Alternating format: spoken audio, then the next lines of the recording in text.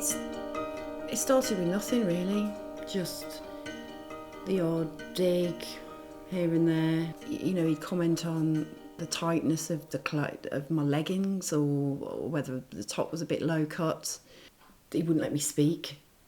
He'd said, "No, what did we say?" or something like that, you know, really patronising in front of my friends. He'd come in to breakfast and we were always in a rush for school. "Oh, well, your mother didn't make you eggs then," and you're just eating that cereal, you know, as if like I couldn't even manage to feed my own son.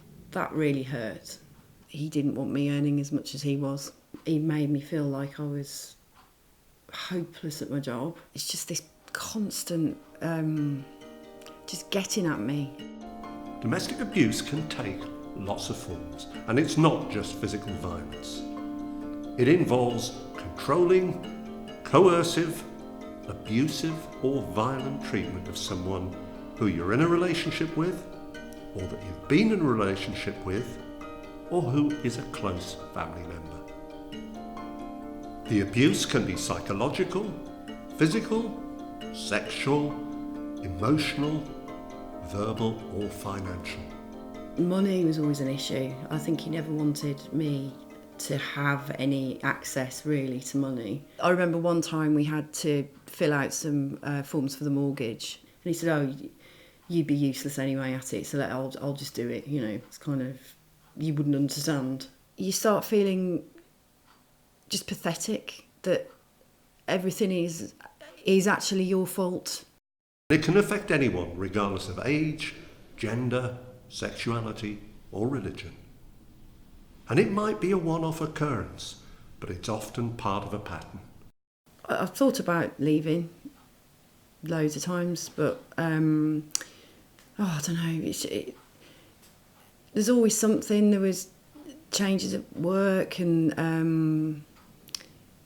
not having any money, and then my son was starting at a new school, so it's just never a good time.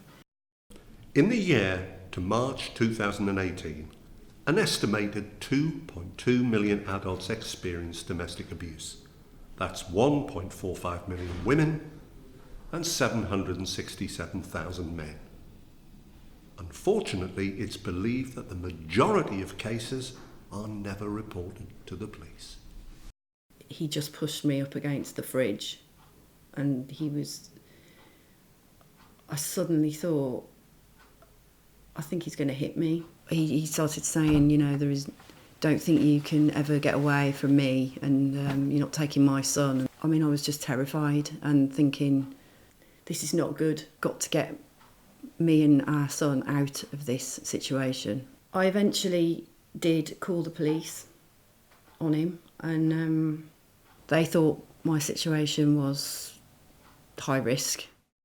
One of the most difficult choices a victim of domestic abuse has to make is whether to leave the abuser. Apart from the danger involved in attempting to leave, the victim often suffers financially too. I was leaving our home, you know, with no savings. I didn't even know where to start. But I got us out, and we were staying with a friend in the spare room, which was really kind of them. It was actually a colleague at work who told me about BWC, so, and she wasn't sure if they could actually do anything, but she just suggested I give them a call. Hello, Bank Workers Charity. Oh, hi. I'd like to speak to someone, please.